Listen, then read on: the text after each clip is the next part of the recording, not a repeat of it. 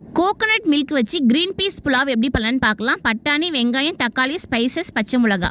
இப்போ ஒரு பாத்திரத்தில் எண்ணெய் கொஞ்சம் போட்டு நெய் கொஞ்சம் அதிகமாக போட்டுக்கோங்க. ஸ்பைசஸ் எல்லாம் போட்டு நல்லா பொரிஞ்சதுக்கப்புறம் பச்சை மிளகா, 2 வெங்காயம், 2 ஸ்பூன் இஞ்சி பூண்டு பேஸ்ட்டு இதெல்லாம் போட்டு நல்லா கிண்டி விட்டுக்கோங்க. நல்லா வதங்கினதுக்கப்புறம் தேவையான அளவுக்கு உப்பு போட்டுக்கோங்க. இப்போ வேக வச்சுருக்க பட்டாணி வந்து ஹாஃப் பாயில் தான் வேக வைக்கணும், ஃபுல் பாயிலாக வேக வைக்கக்கூடாது. பட்டாணி பொருளை மிக்ஸ் பண்ணிவிட்டு ரெண்டாவதாக எடுத்து வச்சுக்க தேங்காய் பால் ஊற்றிருக்கேன். 1 கப் பாஸ்மதி அரிசிக்கு 1.5 கப் தேங்காய் பால் ஊற்றணும். இப்போ இது கூடவே கொத்தமல்லி தழையும் புதினா தழையும் போட்டுக்கலாம்.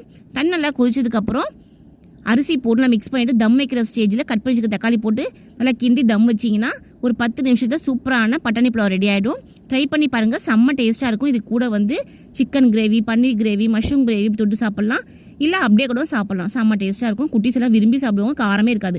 நான் வந்து மஷ்ரூம் கிரேவி ரெடி பண்ணி வச்சுருக்கேன், ரெடி ஆகிடுச்சு. கடைசியாக கொத்தமல்லி தழை தான் போட்டு சாதத்து கூட வச்சு சாப்பிட்டு பாருங்கள், செம்ம டேஸ்ட்டாக இருக்கும். ட்ரை பண்ணி பாருங்கள். தேங்க்ஸ்.